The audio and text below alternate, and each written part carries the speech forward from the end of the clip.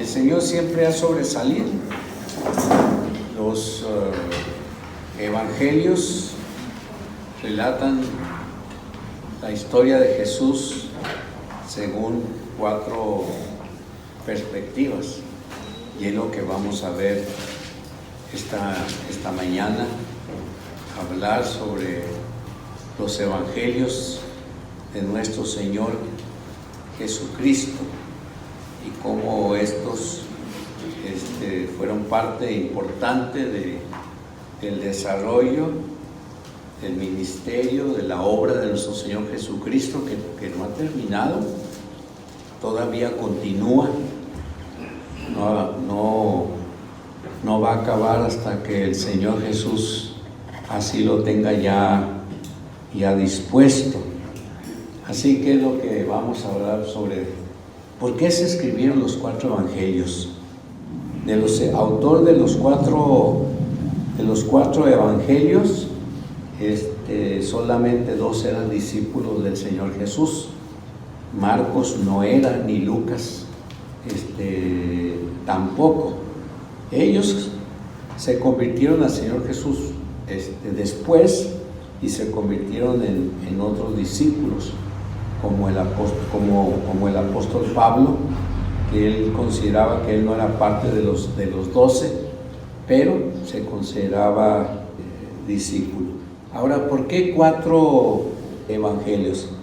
El que era pastor de la iglesia de Casas Adobes escribió un artículo no hace mucho, hablando sobre el mismo tema, y él dice que según la ley del Antiguo Testamento se necesitaban 2 o 3 testigos para verificar un relato.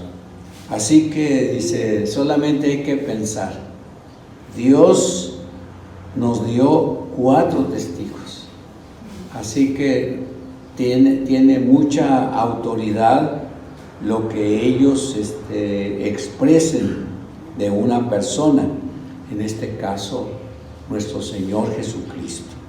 Él es, pues, de quien la Escritura va a hablar. Los discípulos saben de esto, Mateo sabe de esto, Juan sabe de esto, Marcos también sabe, tiene una idea. Lucas no se diga. Lucas trató de arreglar las historias, porque, hermanos, había muchas historias que en el tiempo de estos personajes ya estaban llenando los vacíos de la gente con muchas historias, y Lucas, por supuesto, que los había leído. Este mismo hermano dice que había una persona que ya se llamaba Lentulus, y él escribió una carta escribiéndosela al Senado romano para describir cómo era el Señor Jesús, y da muchos detalles sobre quién era el Señor Jesús. Dice que era un hombre de tamaño medio, que tenía aspecto venerable, que sus espectadores o sus escuchantes podían temerle por lo que decía, así como amarle. Dice, su cabello era un tanto café, como el café del color café de las avellanas. Llegaba hasta sus orejas, pero no hasta abajo. Piensa que el cabello lo tenía algo ondulado y brillante, y llama pues la atención las cosas que se decían. Hoy en día también se habla mucho sobre la persona del Señor Jesús.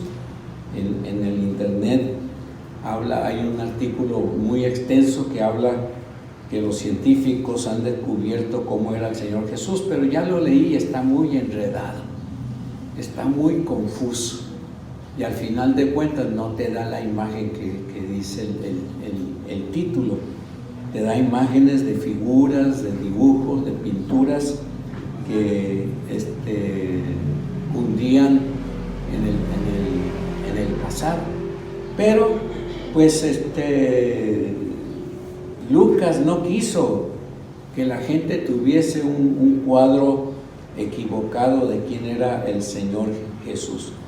Lo que sí, una cosa muy importante, hermanos, los evangelios no son biografías, aunque hablen sobre los primeros 30 años del Señor Jesús, no son biografías, tampoco son historias cronológicas. No fue ese el plan de estos autores utilizar para que la gente tuviese pues una idea de cómo acercarse al Señor Jesús. Ahora, también una cosa que usted debe de saber, si la sabe, pues la debe de recordar.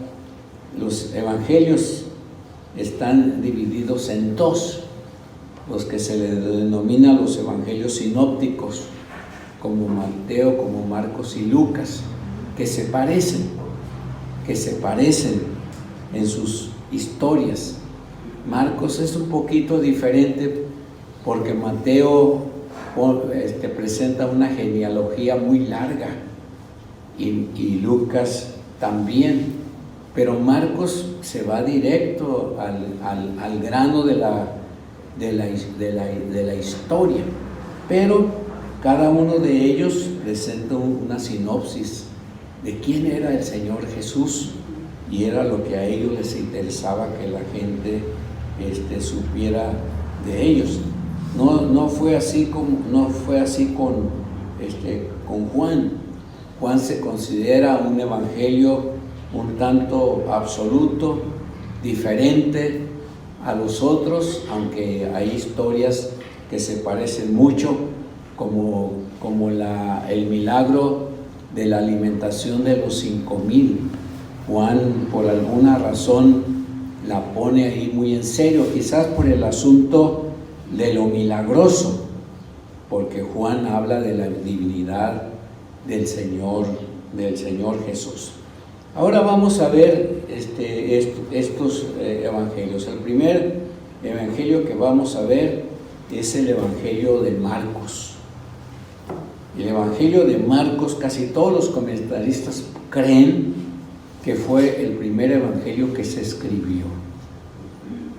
Y como dije hace un momento, Marcos se va directo al grano. Incluso hay quienes piensan que Marcos se basó mucho en la historia que Pedro relató a Cornelio respecto al Señor Jesús. Y solamente vamos a ver nomás para tener una base. Hechos capítulo 10, donde dice: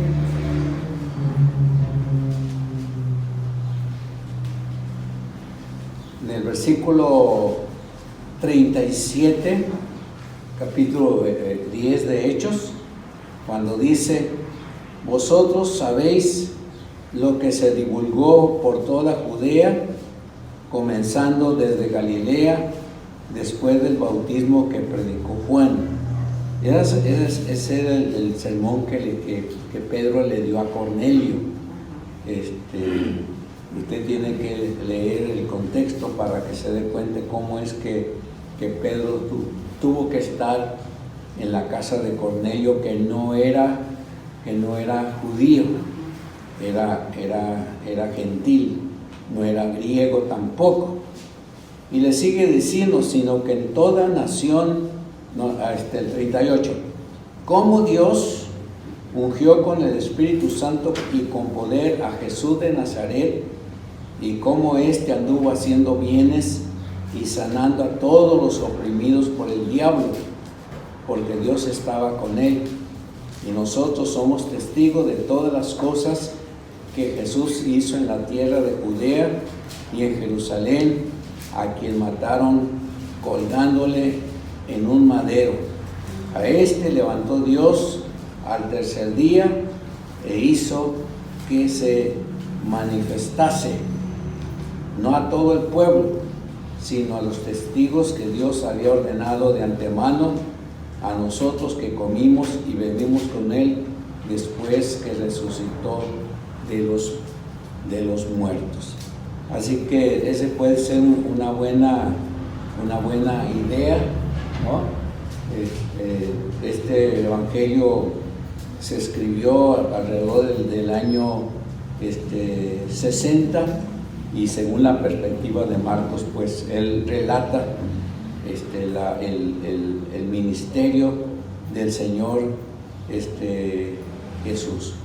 Por eso así se sobresale pues Hechos capítulo 32, y si así fue, bueno, fue una buena referencia que Marcos utilizó. Hay otros más que piensan que Marcos entrevistó a María para oír algunas cosas de ahí, pero de eso no hay mucho detalle. Marcos, aunque no es parte de los 12, él se consideraba como testigo, al igual que Lucas, y cómo resalta que Jesús fue crucificado, que murió, pero que resucitó al tercer día, y que Dios hizo posible que los discípulos lo vieran. Y pues cuando leemos esta historia en los evangelios, nos damos cuenta que los discípulos no les quedó oculto esta experiencia de la resurrección, sobre todo del Señor Jesucristo. Ahora, ciertamente no todo el pueblo vio al Señor Jesús, porque, hermanos, no estaba capacitado para ver. No siempre lo que se ve se cree. Y en el caso de las cosas que Dios hace muchas cosas y la gente no está capacitada para ver. A menos que Dios quiera hacer algún trabajo específico con alguna persona, bueno, Dios le capacitará para ver esas cosas que tienen que ver con su Hijo amado, para que esa persona a la que Él está llamando se arrepienta de su pecado, se acerque al Señor Jesús como el único Salvador de su vida, y pidiendo perdón se entregue plenamente a Él, y de ahí en adelante viva para el Señor Jesús. Así que Marcos, aunque escribe muy pocas cosas, cumple con su cometido, poderle hablar a la gente sobre quién es el Señor Jesús. Y ese es algo pues que llama mucho la atención. En mi Biblia, yo tengo aquí una Biblia de estudio que me regalaron aquellos americanos que vinieron de Nuevo México, ¿se acuerdan? Ellos me regalaron una Biblia con comentarios, y hermanos, si supieran los hermanos cuánto provecho le he sacado a esta Biblia. Y hay muchas cosas que llaman la atención en este comentario. Por ejemplo, aquí destaca que el Evangelio de Marcos es el Evangelio más breve, pero que su contenido lo puede también encontrar en Mateo o en Lucas. y que la narración que Marcos hace sobre el ministerio del Señor Jesús lo hace de una manera tan viva que no es un relato aburrido, sino que la gente, porque pues nosotros no tenemos la capacidad de leerlo en griego, pero los que han leído el griego cuentan que es un libro muy ágil y que tiene una manera muy especial de relatar lo que el Señor Jesús hace, pero también dice que le aplica un vigor especial en lo que dice el Señor Jesús y habla mucho sobre la muerte de Jesús, casi lo toma como la culminación de su historia, porque dice este comentarista que los sucesos de la última semana en Jerusalén del Señor Jesús ocupan más de la tercera parte de este libro, desde el ministerio de Juan hasta la resurrección de Jesús, y que está puesto el énfasis en los actos milagrosos de Jesús, el Hijo de Dios. No hay bloques de enseñanza como las parábolas que se leen en Mateo, por ejemplo, pero no cabe duda, pues aquí habla de un Jesús muy especial. Para Marcos, Jesús es el Hijo de Dios. También para Marcos es el Hijo del Hombre, y fue traicionado y fue llevado a que sufriera. Pero también Marcos destaca el poder de Jesús y destaca la gloria de Dios en el desarrollo del ministerio del Señor Jesús. Por decirlo de otra forma, Marcos no se olvida sobre el propósito de la venida de Cristo Jesús. Marcos siente que Jesús es divino, y por esa razón pues él podría hablar de esta manera. Marcos utiliza a menudo la palabra inmediatamente, porque va de una historia a otra.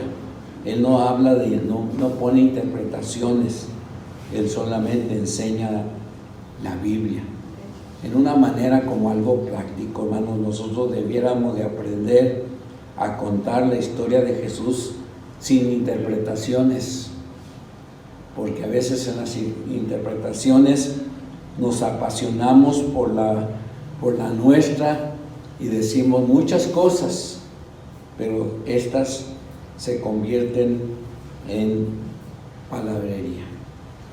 Marcos es ese el que aparece en la escritura, en el capítulo 14, yo creo, si mal no recuerdo, cuando Marcos está ahí presente en el arresto del Señor Jesús. Marcos iba con el Señor Jesús a todos lados, ¿no?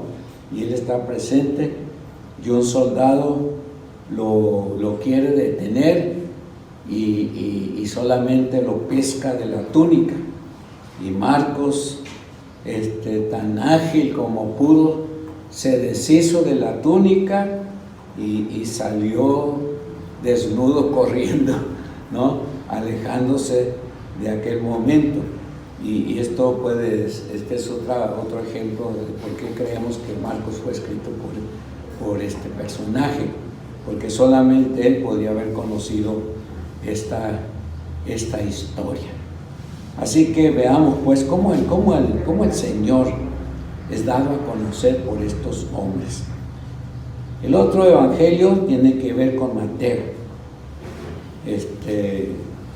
Mateo fue escrito 5 años más tarde, después de Marcos.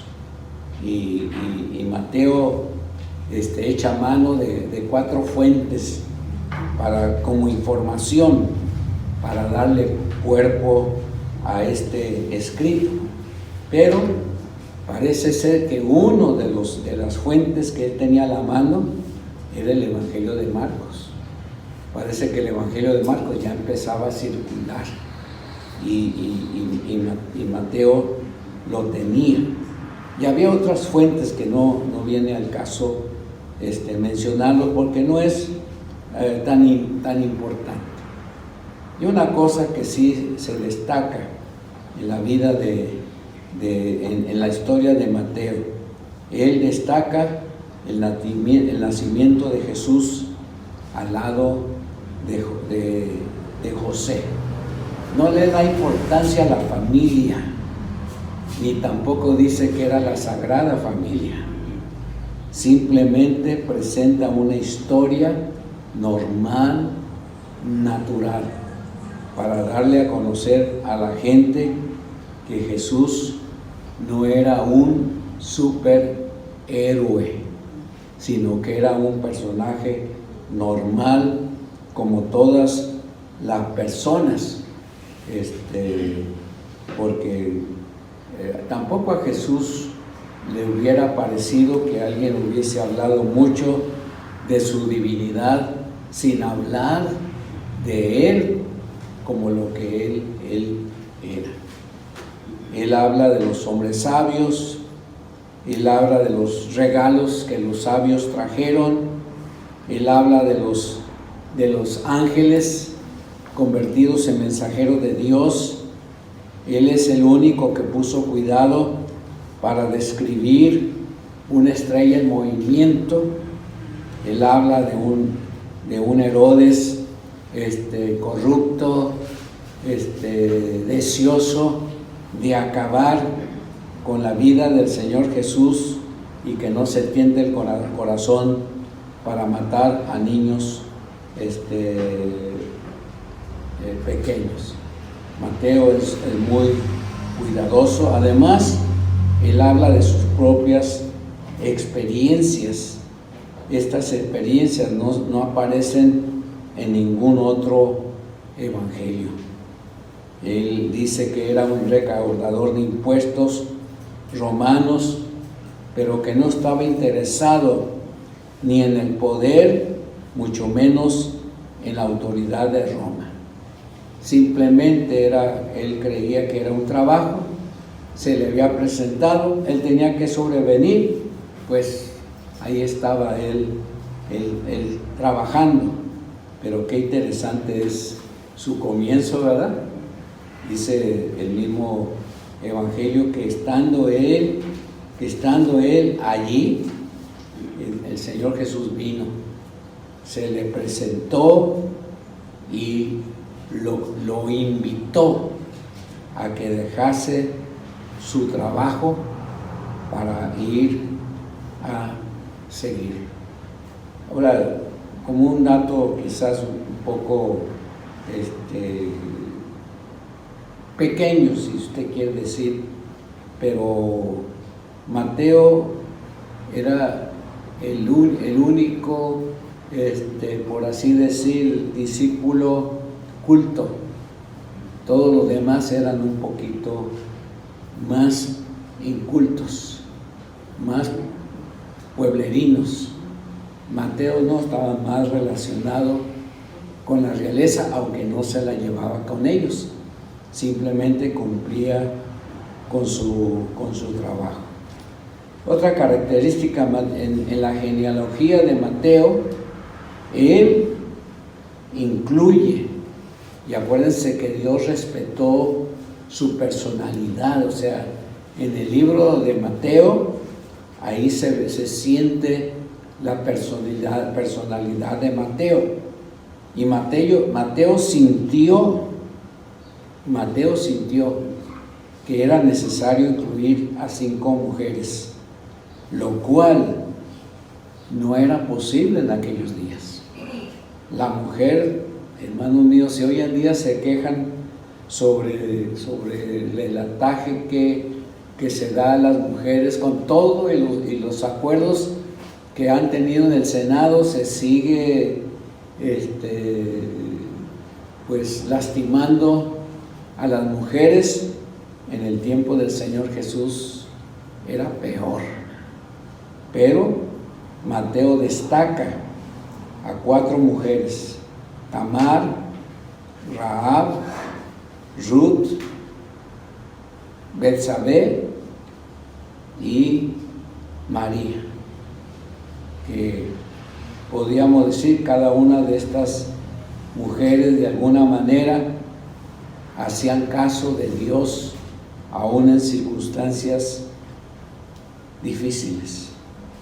A mí me viene mucho a la memoria la historia de Rahab, cuando están ahí en Jericó y ella ha descubierto a los espías que los judíos mandaron, los descubre y ella los oculta en el tejado.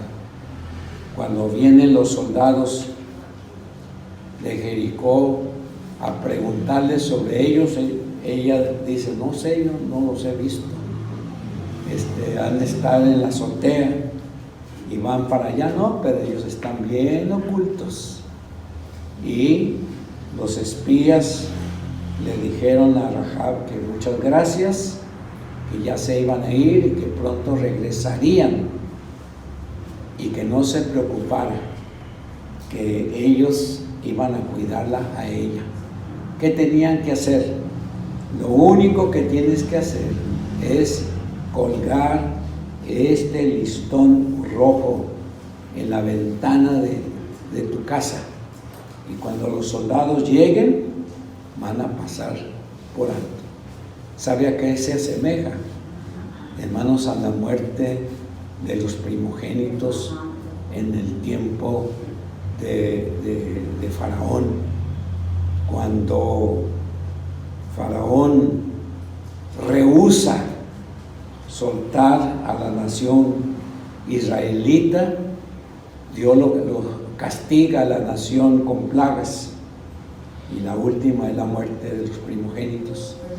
Pero Moisés recomienda a todos los israelitas que maten un cordero y que utilicen su sangre para pintar los marcos de las ventanas y de las puertas, para que cuando el ángel de la muerte pase, mire aquella sangre y pase de alto.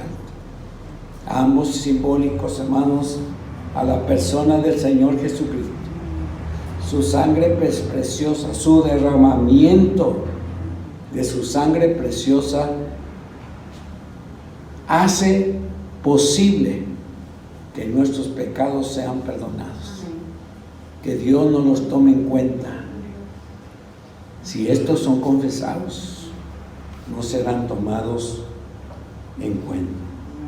Así que Rahab llama mucho la atención, ¿no? Y Mateo la pone en la genealogía. Mateo habla mucho sobre el reino de Dios y habla mucho que hay un rey, pero que este rey no es para este mundo. Y ciertamente, hermanos, no esperemos un gobierno en nuestro mundo, en nuestro país, en nuestro estado, en nuestra ciudad, un gobierno fiel como Dios quiere. Deseamos con todo nuestro corazón que los gobernantes dobleguen sus rodillas ante el Dios Todopoderoso y clamen por misericordia, que se den cuenta de sus pecados y entreguen su vida a Jesucristo. Solamente así podría cambiar sus acciones, por supuesto, en favor de los gobernados. Pero esto no es posible. Habrá pronto un reino, pero tenemos que esperar. Tenemos que esperar. Todavía no sabemos cómo va a ocurrir las cosas. Finalmente, Mateo destaca que los seguidores de Jesús tienen una encomienda muy importante. Mateo incluye la gran comisión como parte de su historia, que debe de ser seguida por los seguidores.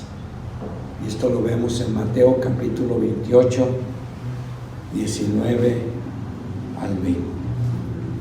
Así que nosotros estamos aquí, hermanos, para hacer discípulos de todas las naciones. Debemos de bautizarlos en el nombre del Padre y del Hijo y del Espíritu Santo, pero no debemos de descuidar la enseñanza que el Señor nos ha ordenado, para que estos sigan al Señor Jesucristo. Mateo destaca la promesa de la presencia de Jesús con nosotros todos los días hasta el fin de este mundo. El otro evangelio tiene que ver con Lucas.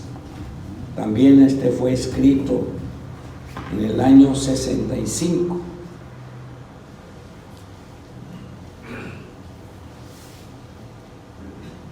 Lucas era un médico gentil. Él nació en Grecia. Él tenía un corazón muy especial para la gente necesitada. Lucas enfatiza mucho el cuidado especial del Señor Jesús por las mujeres y los niños. Él es el que cuenta el nacimiento de Jesús, pero ahora al lado de María, como parte de esta familia.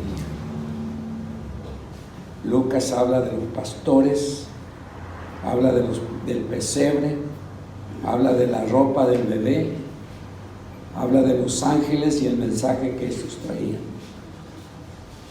Lucas destaca el lado humano del Señor Jesús. Por eso dicen algunos comentaristas que Lucas presenta a Jesús como el Hijo del Hombre. Así que es probable que Lucas también entrevistó a algunos otros discípulos para tener muy marcado todo esto. Es probable que también él haya entrevistado a María y quizás a las otras mujeres para que le hablaran cómo era el Señor Jesús. Aquí presenta él la parábola del buen samaritano. Esta historia es única, como él la describe. Él habla de la oveja perdida y de la moneda perdida, para dar cuenta cómo el Señor Jesús estaba pendiente de aquellos que se habían perdido. ¿No se acuerdan de aquel versículo en Lucas? Porque el Hijo del Hombre vino a buscar y a salvar lo que se había perdido. Bueno, él, en este arreglo, Lucas hace un trabajo muy especial. Acuérdense que Lucas no solamente escribió el evangelio que lleva su nombre, también escribió el libro de los Hechos. Y aunque lo dirige a un personaje llamado Teófilo, que significa en español Dios amante, Lucas destaca el trabajo tan especial que el Señor Jesús tenía que hacer en la vida de todos nosotros. Yo creo que una cosa muy importante en nuestra alabanza, en nuestra adoración, es precisamente que Jesús, siendo humano, aclara mucho el versículo que Jesús fue tentado en todo, pero que no pecó. Este evangelio, dice el comentario, en mi Biblia que este evangelio que lleva el nombre que se le conoce como el médico amado en Colosenses 4:14, era amigo y compañero del apóstol Pablo. Iba con él por todas partes, porque Pablo era un tanto enfermizo y este hombre lo acompaña. Como dijimos, es el único autor no judío. Él acompañó los viajes misioneros a Pablo, y hubo un tiempo que permaneció en Filipos. Ahí lo dejó el apóstol Pablo en el tercer viaje misionero, y luego regresan a Jerusalén en Hechos capítulo 20, versículos 5 al 21, Hechos 25 al 21, 18. Ahí está este relato, y Lucas va con Pablo a Roma. Así lo dice el capítulo 27 al 28, 16 del libro de los Hechos.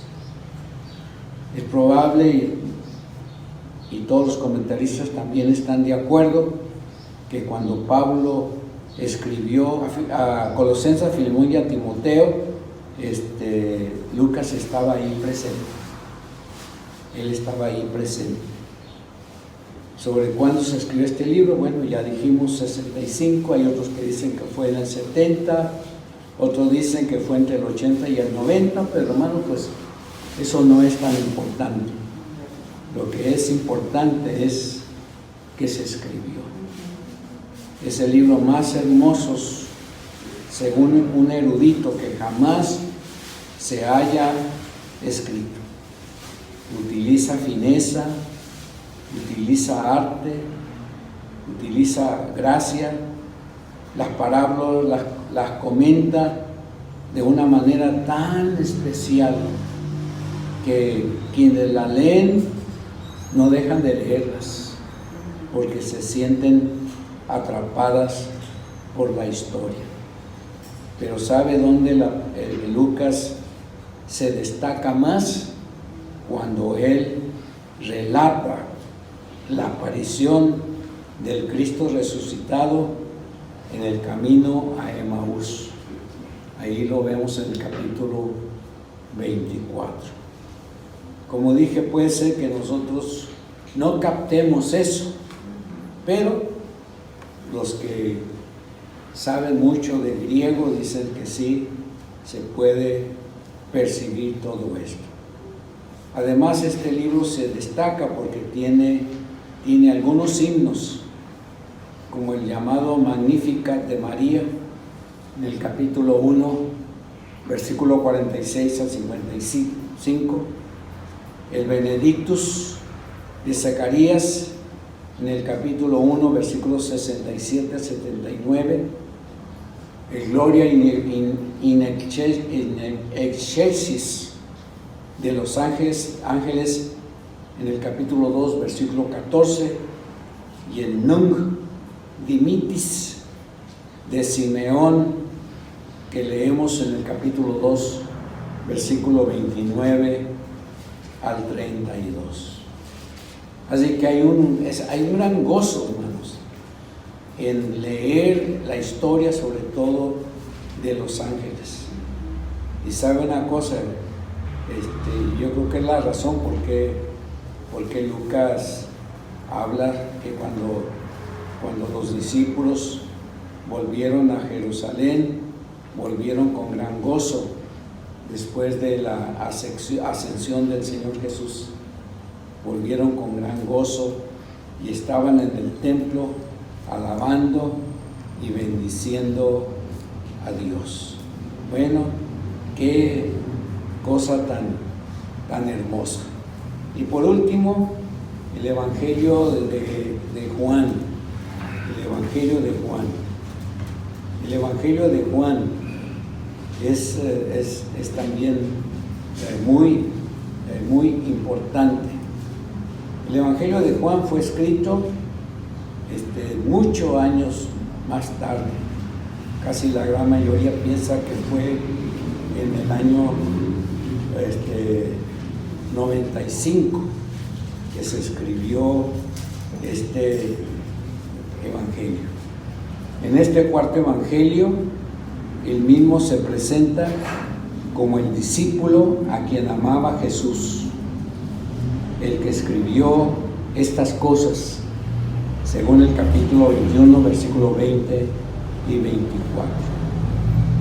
Este discípulo se menciona, aunque no se identifica por nombre.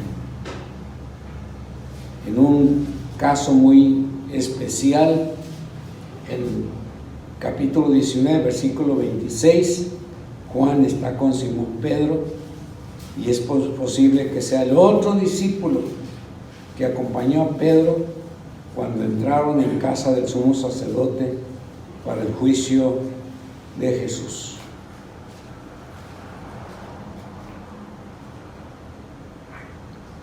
Así que Juan es el hijo de Zebedeo, es hermano del otro apóstol Jacobo, a los cuales se les conoce como los hijos del trueno. No dice la Escritura por qué. Es probable que antes de que conocieran a Cristo Jesús, estos hombres eran muy de una personalidad muy fuerte, pero cuando estuvieron con el Señor Jesús los cambió plenamente, y de tal manera que Juan, ya lo dijimos hace un momento, se convirtió en el discípulo amado. Juan, Santiago y Pedro son los únicos discípulos que acompañaron a Jesús en la resurrección de la hija de Jairo. Estos tres discípulos estuvieron en el monte de la transfiguración. Estos tres discípulos estuvieron con Jesús en el huerto de Getsemaní. Después, Andrés se unió a estos tres discípulos cuando el Señor Jesús emite su discurso sobre los últimos días. Es Juan y Jacobo que pidieron lugares de honor cuando estuvieran en la gloria de Cristo Jesús. Se puede ver su carácter cuando propusieron, así con mucho vigor, propusieron al Señor Jesús, una vez que los samaritanos no los quisieron recibir. Estos son los que dijeron: Señor, ¿quieres que pidamos que descienda fuego del cielo? Y el Señor Jesús se los impidió. Después de Pentecostés, Juan está asociado con Pedro en Jerusalén, se lee en el capítulo 3 de Hechos, y en la misión samaritana, o sea, la misión a Samaria, el capítulo 8, versículo 14 al 25. Durante las visitas que Pablo hizo a Jerusalén después de su conversión, identificó a Juan como uno de los tres apóstoles que eran columnas de la iglesia. Bueno, qué personajes de veras tan especiales. Juan habla de cosas que Mateo no habla, que Marcos no habla, que Lucas no habla, pero como dije hace un momento, donde sí habla, donde todos están de acuerdo, es en el milagro de la alimentación de los 5,000. Juan incluye discursos largos que no están incluidos en los otros evangelios.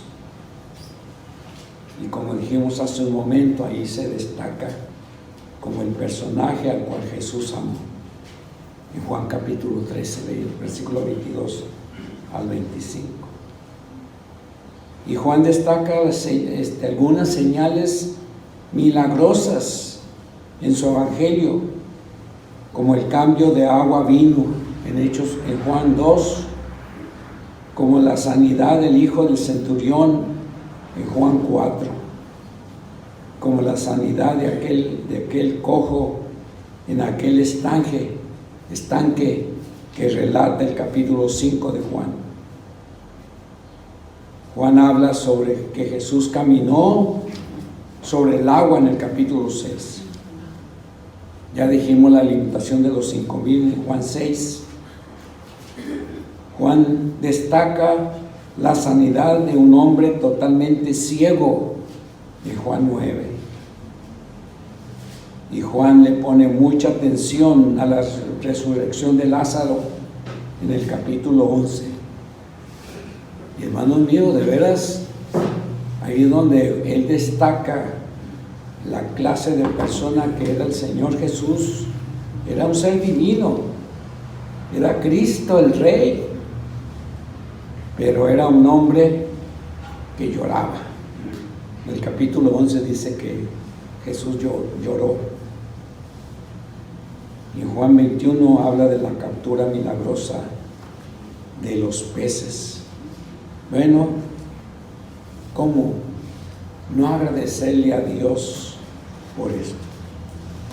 Y aún, hermanos, nosotros los creyentes, aunque ya sepamos muchas cosas de los evangelios, regresemos a los evangelios. Si estamos leyendo algún otro libro y vamos en X capítulo, por decir en Salmos, y vamos en el capítulo 50, por así decir, porque quiere leer los Salmos antes de que termine el año. Añada un capítulo de los evangelios, o 2 capítulos de los evangelios, junto con lo que ya está leyendo, para que siempre esté pendiente en nuestra mente esta historia.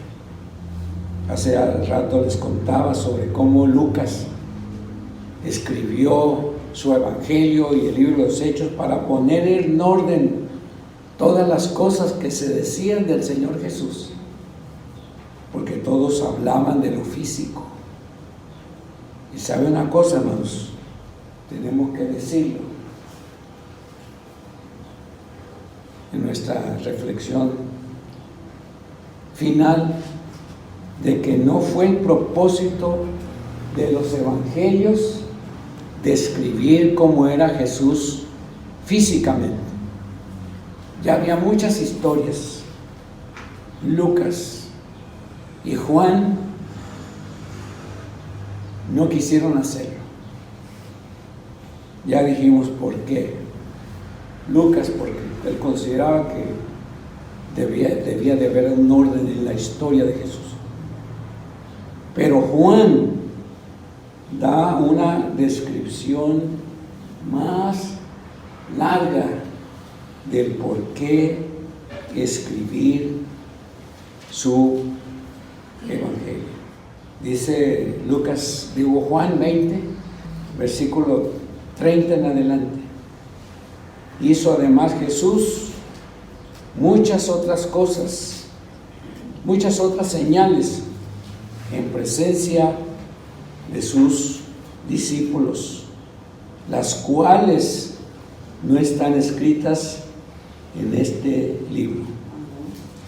Pero estas se han escrito para que creáis que Jesús es el Cristo, el Hijo de Dios, y para que creyendo tengáis vida en su nombre. Por eso se escribieron, hermanos, los evangelios, para que nosotros supiésemos quién es el Señor Jesús. Y creyendo en Él, tuviésemos vida eterna. Y aquí estamos ahora, dando gracias a Dios, porque nos alcanzó, porque nos llamó, porque hicimos caso a su llamado. No fue algo grandioso que hubiésemos hecho, fue algo que Dios puso en nuestro corazón, porque dice el apóstol Pablo que Él pone el hacer en nuestras vidas.